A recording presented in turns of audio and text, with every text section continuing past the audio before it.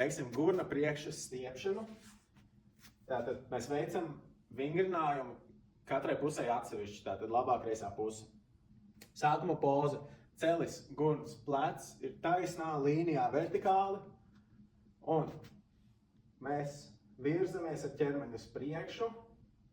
Tātad celis tagad paliek aiz mums, bet gurns un plecs ir vēl projām taisnā līnijā. Mēs meklējam stiepšanās sajūtu gurna priekšā vai arī kājas priekšā augšdaļā šeit. Turam šo pozu 30 sekundes.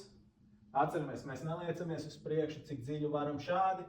Mēs mēģinām tieši turēt taisnu pozu un ļaut šim leņķim atvērties. Okay. Tieši tāpatās ir uz otru pusi. Sākuma poza, izklupienā, celis, gurns, plecs taisnā līnijā un virzamies uz priekšu, līdz jūtam stiepšanās sajūtu. Mēs nemēģinām taisīt ārkas, mēs nemēģinām taisīt ķiņķēziņus. Mēs vienkārši mēģinām maksimāli dabūt stiepšanās sajūtu šeit un viss.